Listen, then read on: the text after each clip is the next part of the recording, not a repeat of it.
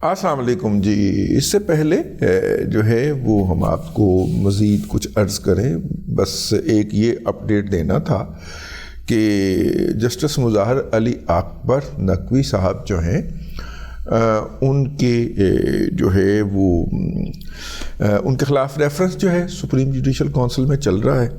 پہلے ان کو ابتدائی نوٹس جاری ہوا تھا، اس کے بعد انہیں مکمل نوٹس جاری ہو گیا اور اس کے اندر میرے خیال 20 سوالات ہیں جن کے انہوں نے جوابات دینے ہیں، اور ان کو کہا گیا ہے کہ جی ان سوالات کے جوابات عنایت فرمائے جائیں. یہ ہے جی اس کے حوالے سے پہلے جب نوٹس جاری ہوا تو 3/2 سے جاری ہوا. 2 لوگوں کا خیال تھا، اعجاز الاحسن صاحب کا اور امیر محمد پٹی صاحب کا جو لاہور ہائی کورٹ کے جج ہیں، کہ جناب نوٹس نہیں ہونا چاہیے. 3 ارکان نے کہا کہ جی نوٹس ہونا چاہیے، تو یوں 2-3 کی اکثریت سے نوٹس جاری ہو گیا. اور جب دوسرا فائنل شوکاز نوٹس ہوا ہے، جس کے بعد پھر نارملی یا تو ریزائن ہوتا ہے یا سیکنگ ہوتی ہے، اس میں امیر پٹی صاحب نے پارٹی بدل لی اور وہ بھی جا کے دوسری طرف مل گئے اور اکیلے رہ گئے جناب اعجاز الاحسن صاحب. اعجاز الاحسن صاحب کسی تعارف کے محتاج نہیں ہے، عالمی شہرت یافتہ جج ہیں، اور ان کی عالمی شہرت جو ہے وہ ان کی نگران ہونے کے باعث ہے. نواز شریف کے ایک مقدمے کے اندر وہ نگران جج رہے ہیں اور یہ ڈراتے دھمکاتے رہے ہیں لوور کورٹ کے. اس وقت کی عدالت جو تھی، احتساب عدالت جو تھی، اس کے جج کو باقاعدہ بلا کر ڈرانے دھمکانے کے عینی شاہدین ہمارے پاس موجود ہیں. ٹھیک ہے، عینی شاہدین موجود ہیں. وہ ڈراتے دھمکاتے بھی رہے ہیں کہ تم نے یہ کیس یوں کیوں نہیں کیا اور وہ کیوں نہیں کیا. اور یہ اس بینچ کا بھی حصہ تھے جس نے بلا کے نیب کو کہا تھا کہ نواز شریف اس ریفرنس میں بری ہو گیا ہے، تو آپ نے اس کے خلاف اپیل کیوں نہیں فائل کی. تو نیب نے کہا جی کہ ہمارا خیال ہے کہ اپیل نہیں بنتی. تو انہوں نے کہا ہم آپ کو حکم دے رہے ہیں کہ اپیل فائل کریں. کرو اپیل فائل، ورنہ تمہاری ایسی تیسی پھیر دیں گے. ٹھیک ہے، مطلب تمہاری ایتھی پھیر دیں گے، لاشیں بچھا دیں گے تمہاری. اس نے کہا جی کہ آپ ہمیں حکم دے دیں، تحریری طور پہ ہم کر دیتے ہیں. انہوں نے حکم جاری کر دیا. میرے خیال شاید حکم جاری کر دیا، وہ ریفرنس فائل ہو گیا. وہی ریفرنس جو پچھلے دنوں خارج ہوا ہے. جج نے کہا ثبوت کتنے نے کہا، انہوں نے کہا جی سانتے عدالت نے حکم دیتا سی کہ کم وقت میں ریفرنس بنتا ہے یا نہیں بنتا، آپ فائل کر دیں. تو ہم نے کر دیا جی عدالت کے کہنے کے اوپر. ثبوت ہمارے پاس کوئی نہیں.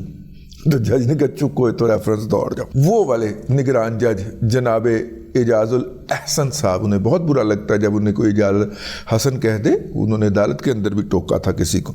دوسرے کو مبینہ اغوا لکھ سکتے ہیں لیکن ان کو اعجاز الاحسن کہا جائے. ٹھیک ہے. میاں داؤد صاحب جی، مشہور و معروف وکیل، بلکہ مشہور و بدنام وکیل جناب میاں داؤد صاحب، چھوٹے بھائی ہمارے، انہوں نے جناب یہ جو ہے یہ ریفرنس فائل کیا ہوا. یہ تو آپ کو پتہ ہے. یعنی اس طرح کا کام کوئی میرے قبیلے کا شخص ہی کر سکتا ہے. میرے قبیلے سے مراد ہے میرے نظریاتی قبیلہ جو ہے. صحافی تھے وہ، جب تبھی وہ میرے نظریاتی قبیلے میں تھے. ٹھیک ہے، مظلوم کے ساتھ کھڑے ہونا ہے، ظالم سے ٹکر لینی ہے. اور جب وہ اب وکیل بنے ہیں، پائے کے وکیل ہیں ماشاءاللہ، اللہ تعالیٰ ان کی پریکٹس اور بڑھائے، تو اب بھی وہ اسی طرح ہی ہیں جی. اچھا جی، میاں داؤد ایڈوکیٹ نے سپریم جوڈیشل کونسل کے سامنے اعتراض اٹھا دیا. ان کا جو اعتراض پہنچا ہے وہ کونسل کو موصول ہو گیا ہے، اور جو اس وقت مختلف ٹی وی چینلز کے اوپر ٹکرز چلے ہیں ان کے مطابق جسٹس اعجاز الاحسن کے خلاف اعتراضات جوڈیشل کونسل کے تمام ممبران کو بھیجے گئے ہیں. ان کی کاپی کہ اعتراض ہے جی. میں نے شوکاز نوٹس میں وہ اپنے وہ جو انہوں نے اعتراض اٹھایا اس میں لکھتے ہیں کہ شوکاز نوٹس میں جسٹس مظاہر علی اکبر نقوی صاحب سے 3 آڈیو لیکس کی بابت بھی سوال کیا گیا. تینوں آڈیو لیکس مقدمات کی بینچ فکسنگ اور خاص طور پہ غلام محمود ڈوگر DPO لاہور اس وقت کے ان کے مقدمے کے بابت تھیں. اور justice Ijaz ul Ahsan supreme court میں اس بینچ کا حصہ تھے، سپریم کورٹ کے اس بینچ کا حصہ تھے جس نے بینچ فکسنگ کے تحت غلام محمود ڈوگر کا مقدمہ سنا. اور جسٹس اعجاز الاحسن ابھی بھی جسٹس نقوی کے خلاف سماعت کرنے والی سپریم جوڈیشل کونسل کے ممبر ہیں. نقطہ بہت بریک پڑیا جب میاں صاحب نے میاں داؤد کی گل ہو رہی. قانونی اور اصولی طور پر غلام محمود ڈوگر کا مقدمہ سننے والا کوئی جج جب ثابت ہو گیا کہ غلام محمود ڈوگر کا مقدمہ جو تھا وہ چودھری پرویز الہی کہہ رہا ہے کہ وہ نقوی صاحب دے سامنے لوانا، نقوی صاحب دے جوجا صاحب نقوی صاحب دے سامنے لوانا. جب یہ بات ثابت ہو گئی کہ بینچ فکسنگ ہو رہی تھی، بینچ مینجمنٹ ہو رہی تھی، بیڑے غرق ہو رہے تھے، اس ملک کے اندر عدلیہ کا اور عدالتی نظام کا منہ چڑھایا جا رہا تھا، جب یہ بات ثابت ہو گئی تو اب اس بینچ کے جس نے بیٹھ کے یہ دھاندلی کی، 2 نمبری کی، ٹھیک ہے، انصاف کا، قانون کا قتل کیا، اپنے تعصب کی ہنڈیا پکائی اور اپنی ضد کو، اپنے تعصب کو، اپنی کرپشن کو ویایا، پنجابی میں جس کہتے ہیں، ٹھیک ہے، اس کو ویا کیا اس کا. تو ایسی صورت میں اس بینچ کے ارکان کو اب آپ سپریم جوڈیشل کونسل میں بٹھائیں گے تو وہی گند یہاں پہ کریں گے. ٹھیک ہے، تو اعجاز الاحسن کا سپریم جوڈیشل کونسل کا حصہ رہنا مفادات کا ٹکراؤ اور شفافیت کے اصول کے خلاف ہے. انہوں نے کہا کہ میاں داؤد صاحب کو اور عوام الناس کو ایٹ لارج یہ تاثر ہے کہ Ijaz ul Ahsan supreme judicial council میں انصاف کے تقاضے پورے نہیں کر سکیں گے. تو میاں داؤد صاحب کہتے ہیں کہ جسٹس اعجاز الاحسن کی طرف سے جسٹس نقوی کو شو کاز نوٹس جاری کرنے سے 2 مرتبہ مسلسل اختلاف کرنا جانبداری کے تاثر کو مزید مضبوط کرتا ہے. اور آگے لکھا گیا ہے کہ جی عوام الناس کو اعجاز الاحسن صاحب کی کونسل میں کارروائی کی توقع نہیں ہے، امید نہیں ہے، لہذا اعجاز الاحسن صاحب خود کو سپریم جوڈیشل کونسل سے بطور ممبر الگ کر لیں. اب اس کی ایک کی 2 صورتیں ہو سکتی ہیں. ایک تو یہ ہے کہ میاں صاحب نے جو بیان کر دی کہ یہ صورت ہے کہ جناب وہ چونکہ مسلسل آؤٹ آف دا وے جا کے مظاہر علی اکبر صاحب کی سپورٹ کر رہے ہیں، انہیں اپنے دھڑے کا خیال کرتے ہیں اور دھڑا کوٹ رہے ہیں، لہٰذا یہ نہ کیا جائے، ان کو الگ کر دیا جائے.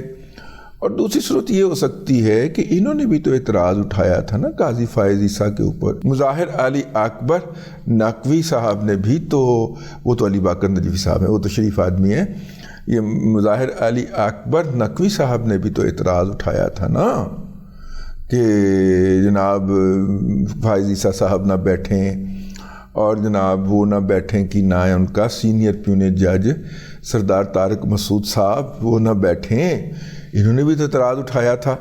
تو ہمارے بھائی نے دیکھا ہوگا کہ جناب کونسل کے دیگر جو ممبران ہیں وہ انڈر آبجیکشن آ گئے ہیں. تو کل کو اگر یہ سپریم جوڈیشل کونسل کا فیصلہ بڑی عدالت میں یعنی سپریم کورٹ کے ہی بڑے بینچ میں چیلنج ہوتا ہے تو وہاں پہ تو یہ ہو جائے گا کہ جناب ہم نے تو اعتراض کیا تھا، انہوں نے کوئی نہیں اعتراض کیا. تو شاید اس کو بیلنسنگ ایکٹ کے طور پہ دیکھا جائے. 12 وہ جو ایک اوپن کورٹ ہوئی تھی نا، فل کورٹ جو ہوا تھا، اور اس کے اندر جس طرح کے منیب اختر اور اعجاز الاحسن صاحب کے جو مطلب کہ بیہیویئر تھا، میں اور کوئی لفظ نہیں استعمال کرنا چاہ رہا، اس سے پھر نیگیٹو ایکسپریشن پڑ جاتی ہے، وہ تو واضح تھی. وہ ایک سرٹن ایکسٹریم قسم کے باعث کے تحت جو تھے وہ کویشچن ریز کر رہے تھے، پھر اپنی پسند کے وکلاء کے منہ کے اندر دلائل ڈالتے تھے، ان کو نکات سجھاتے تھے کہ اچھا نہیں ایسے آپ یہ کیوں نہیں کہتے. ٹھیک ہے نا، یہ وہی اعجاز الاحسن ہے کہ جب عمران احمد خان نیازی کو اسلام آباد پہ حملہ کرنے، یلغار کرنے اور وہاں پہ آگ لگانے کے لیے سہولت کاری کرنی تھی اور یہ فیصلہ لکھوانے لگے تو اس وقت ڈاکٹر جعلی ظہیر الدین بابر اوان صاحب نے فرمایا تھا، کچھ فرمانے کی کوشش کی تو انہوں نے کہا ہم آپ کی طرف سے بیٹھے ہوئے ہیں نا، ہم آپ کا کیس پلیڈ کر رہے ہیں.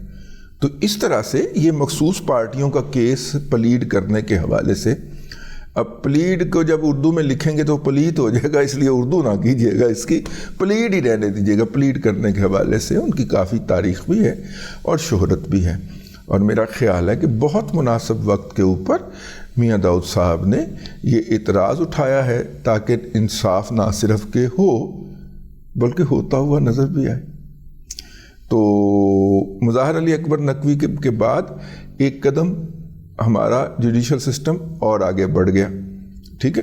اب اس کے بعد ایک ایک قدم کر کے اور بڑھے گا، اگرچہ رفتار سست ہے اور میں اس رفتار سے مطمئن نہیں ہوں، لیکن بہرحال چلتے چلتے میں آپ کو یہ بات بھی عرض کر دوں کہ اس وقت انتخابات ملتوی کروانے کے حوالے سے اس ملک میں جو قوتیں سرگرم عمل ہیں ان میں پہلی صف کے اندر ہمیں یوتھیے اور ان کے نرچرڈ، ان کے پالتو تجزیہ کار ملتے ہیں پہلی صف کے اندر، جو الیکشن ملتوی کروانے کی مہم کے اندر مصروف ہیں۔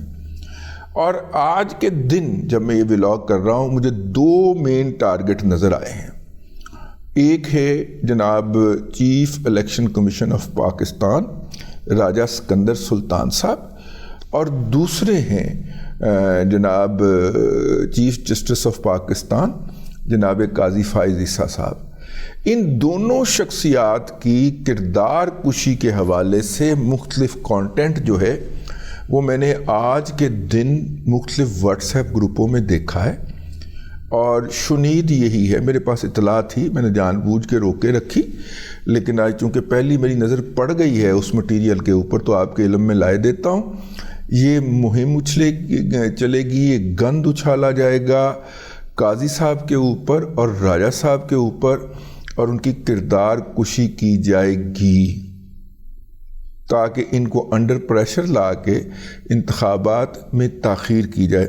آپ کا سوال ہوگا پی ٹی آئی کو کیا فائدہ ہے؟ پی ٹی آئی کو یہی فائدہ ہے کہ جو اس کا بھرم اس نے سوشل میڈیا کے ذریعے بنا رکھا ہے، اگر الیکشن ملتوی ہو جاتے ہیں تو بھرم قائم رہے گا، اور ہم اس بھرم کی بنیاد کے اوپر نیگوشیٹ کر لیں گے اسٹیبلشمنٹ کے ساتھ، اور اگر الیکشن ہو گئے اور 8 فروری کو بھرم ختم ہو گیا جو کہ ختم ہو جانا ہے، تو پھر ہم فیوچر کے نیگوشیشن کس بات پہ کریں گے؟ اب تو ہم 36 سیٹوں کا اور 4 حلقوں کا تماشا لگانے کے لیے ہمارا پٹا بھی نہیں کھلا ہوا، وہ تو بند کر کے اگلے نے اڈیالہ کیا ہے، ٹھیک ہے نا۔ تو یہ بھی آپ کو نظر آئے گا، میں نے کہا چلتے چلتے یہ پہلو بھی آپ کی خدمت میں عرض کر دیں۔ اللہ تبارک و تعالیٰ آپ کو آسانیاں عطا کرے اور آسانیاں خلق خدا میں تقسیم کرنے کی توفیق عطا کرے۔